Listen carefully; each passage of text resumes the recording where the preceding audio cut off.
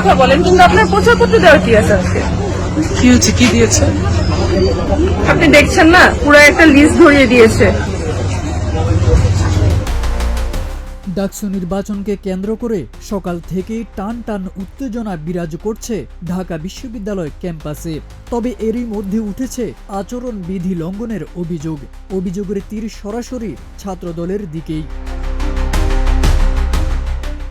নির্বাচনী আচরণ বিধির অনুযায়ী ভোট কেন্দ্র বা বুথ থেকে 100 মিটারের মধ্যে কোনো ধরনের প্রচারণা চালানো নিষিদ্ধ, কিন্তু অভিযোগ রয়েছে ছাত্রদল এই বিধান লঙ্ঘন করেই সক্রিয়ভাবে প্রচার চালিয়ে যাচ্ছে। এতে নির্বাচনী পরিবেশ নিয়ে তৈরি হয়েছে নানা প্রশ্ন।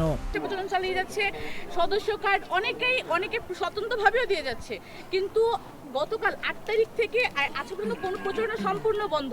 এবং এই কার্জন যে কোনো বুথ থেকে এই 100 মিটার পর্যন্ত কোনো প্রচারণা চালানো যাবে না। সেখানে তারা যে স্পষ্ট প্রচারণা চালাচ্ছে, তাদের হচ্ছে আচরণবিধি লঙ্ঘন যে করতেছে, মানে কাকে দেখছেন? এটা হচ্ছে প্রকাশ্য, আপনাদের সবার হাতে দেখেন যে কাদের প্যানেলের কার প্যানেলের আছে, ওই অন্যান্য হলে কারা দিচ্ছে, এই হলে কারা, এই যে আপনার সামনে এখানে রয়েছে। একটু নাম বলবেন আপনার? স্পষ্ট ভাই, আমার এখানে নাম বলার দরকার নেই, এখানে আপনার সামনে স্পষ্ট। আমি যদি এটা ধরতে যাই তাহলে এটা কি? বিতর্কের কেন্দ্রবিন্দুতে রয়েছেন ছাত্রদলের ভিপি প্রার্থী আবিদ হোসেন। তাকে ঘিরে সকাল থেকেই বাকে বিতণ্ডায় জড়িয়েছে একাধিক পক্ষ। এতে ভোটারদের মধ্যে উদ্বেগ বেড়েছে। দাবি করা হচ্ছে ছাত্রদল নিয়মের তোয়াক্কা না করেই ক্যাম্পাস জুড়ে প্রভাব বিস্তার করতে চাইছে। ছাত্রদলের নেতা কর্মীরা এই অভিযোগ অস্বীকার করে বলেছেন, নিয়ম মেনেই তারা প্রচারণা চালিয়েছে, কিন্তু তাদের বাধা দেওয়া হচ্ছে, বারবার চালানো হচ্ছে অপপ্রচার। ছাত্রদল শতবার নিয়মকানুন মেনে ডাকসুতে প্রচারণা চালিয়েছে, আমাদের বিরুদ্ধে কোনো অভিযোগ নেই।